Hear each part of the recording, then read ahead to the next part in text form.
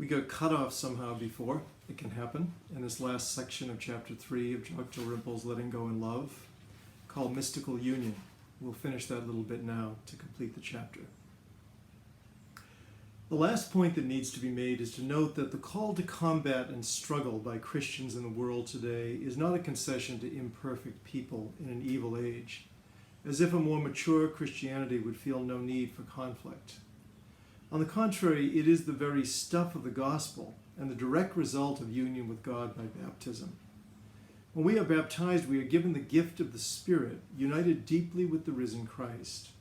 Thereafter, the spiritual life is an unfolding and a development of this deep union with God, and it is meant to result in mystical union. It's a great mistake to think that mystical union with God means being elevated above the human struggle into some sort of detached seventh heaven where we are no longer interested in this world. That may be the case in non-Christian mysticism, but Christian mysticism is union with the God of the Old and New Testaments, a God who is not aloof from this world, but present in it and intensely interested in what goes on, committedly for good and against evil. Christian prayer unites us with that God, gives us in St. Paul's telling phrase, the mind of Christ.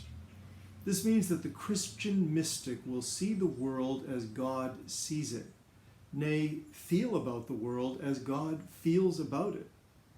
How does God feel about the world? Intensely compassionate and sad about those who are oppressed, intensely angry about the oppressors, intensely thirsty for sinners to repent, intensely in love with all his creatures, and desirous of their turning away from sin and back to him in free love. Prayer gives us those same thoughts and feelings in our limited human way, and therefore impels us towards combat when we have to fight, and towards reconciliation when we have to be reconciled.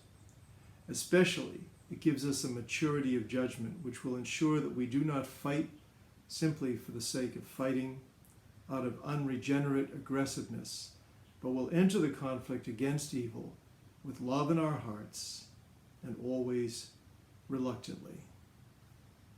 We'll continue next time with chapter 4, entitled Dying Before Death, here in John Dalrymple's Letting Go in Love. Thanks. See you soon.